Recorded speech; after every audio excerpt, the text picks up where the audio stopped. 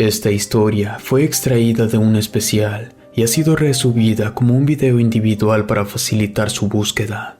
Muchas gracias por su apoyo. El sombrero del abuelo. Esto es algo de lo que no me gusta hablar mucho, no solo porque cuando lo recuerdo me vuelve a causar miedo, sino también porque me da como mucha tristeza. Fue hace mucho tiempo, acababa de cumplir los 16 años. Unos días antes, y como cada 31 de octubre, visitamos la casa de mis abuelitos maternos para poner nuestra ofrenda familiar del Día de Muertos. Ellos eran originarios de Taxco, Tlaxcala. En aquel entonces todavía era un pueblo pequeño y la mayoría de los vecinos se conocían muy bien. Ese día llegamos desde temprano a su casa. Nos recibió mi tía Socorro y primos Julia y Héctor, más o menos de mi edad. Ellos estaban viviendo ahí desde hace principios de año, cuando mi abuelito enfermó para cuidarlo.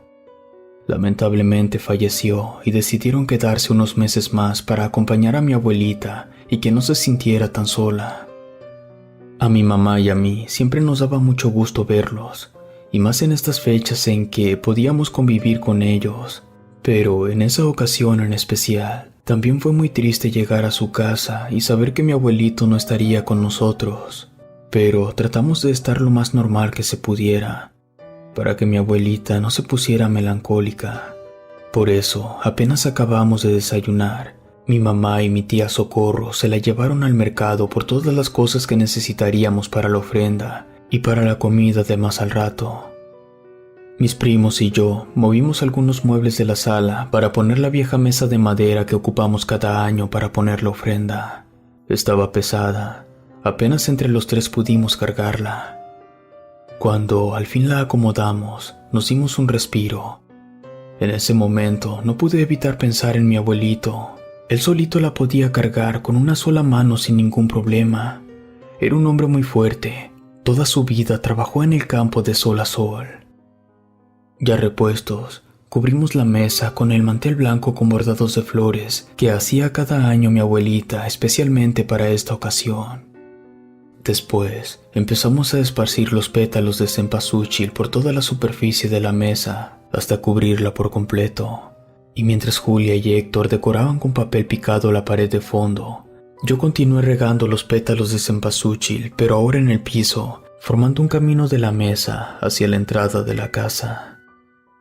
Mi abuelito nos contaba que era muy importante indicarle a nuestros muertos cómo llegar con los suyos para que no se perdieran en el trayecto.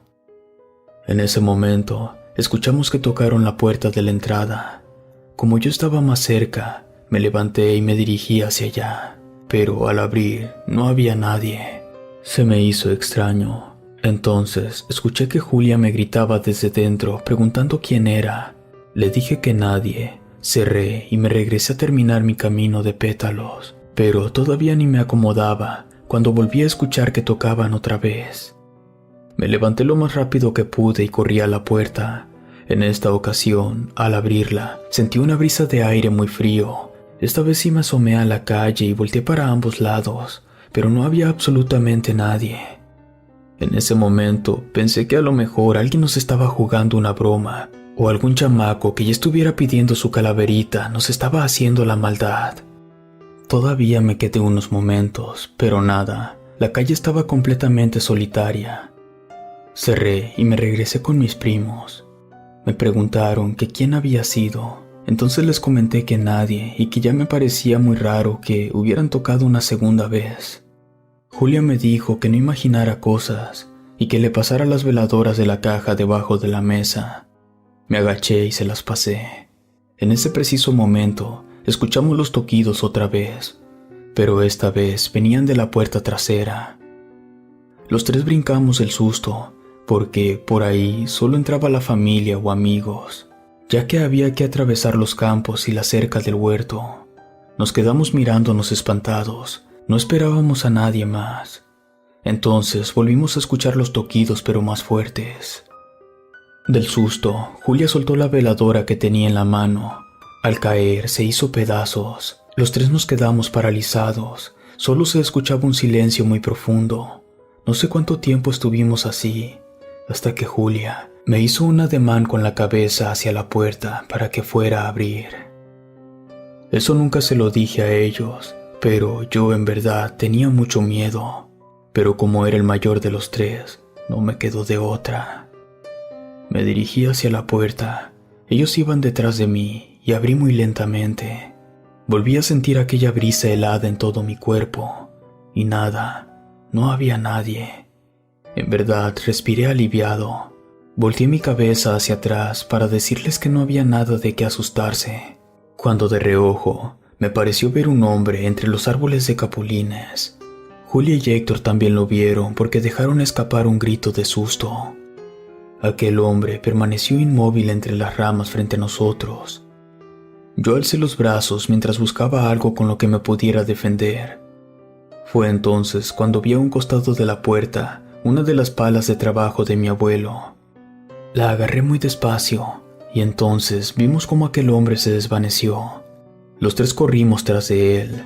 Nos pareció que se movía hacia los campos. Alcanzamos a verlo a lo lejos de espaldas. Pensé que lo podría alcanzar, pero al llegar a la cerca del huerto, nos tuvimos que detener para abrir la puerta. En ese momento no lo pensamos, pero aquel hombre se pasó la cerca sin abrirla. Nosotros nos tuvimos que detener para abrirla y corrimos hacia los campos, hacia donde nos pareció que se había ido. La milpa ya estaba muy crecida, entonces vimos cómo se movía como si acabara de pasar a alguien por ahí. Antes de meternos, dije a Julia que se quedara ahí por si necesitábamos ayuda, que si escuchaba gritos o si no regresábamos en unos minutos, que se fuera con los Jiménez, los vecinos de al lado.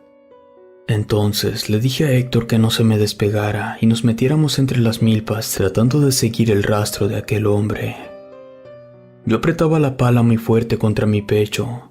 Así estuvimos por varios minutos, cuando entonces me pareció verlo. Corrimos hacia allá mientras le gritábamos que se detuviera.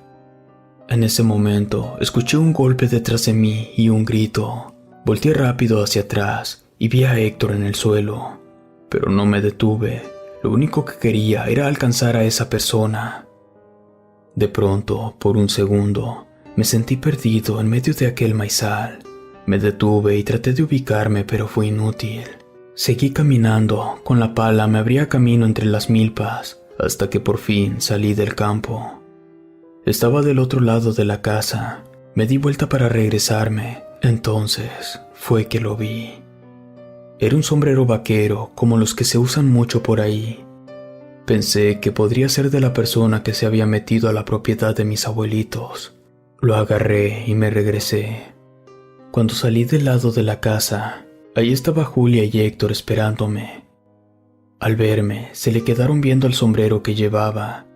Les dije que lo encontré al final del sembradío, que a lo mejor era de la persona que se había metido. Julia me lo pidió y lo empezó a revisar. Entonces, muy sorprendida, me dijo que era el sombrero del abuelo. Yo me quedé dudoso, pero Héctor también lo revisó y lo confirmó. Yo les dije que no imaginaran cosas, que hay muchos sombreros parecidos, y que mejor nos regresáramos a terminar de poner la ofrenda. Julia me dio de vuelta el sombrero. Ya no dijeron nada.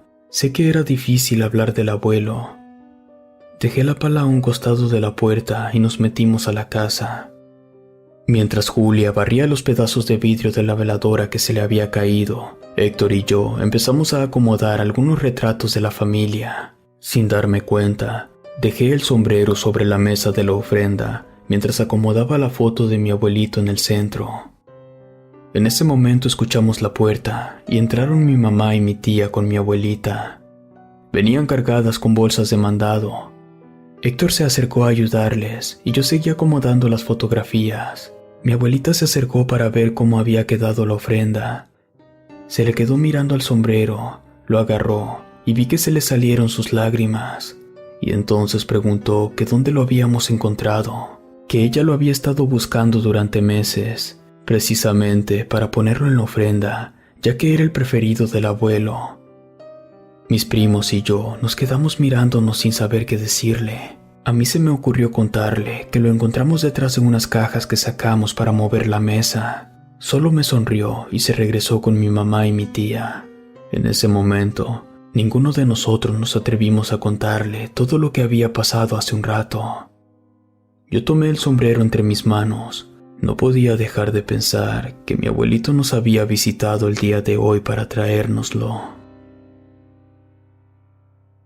Si te gustó esta historia, suscríbete activando la campanita para que no te pierdas lo mejor de Rede. Gracias por escucharnos.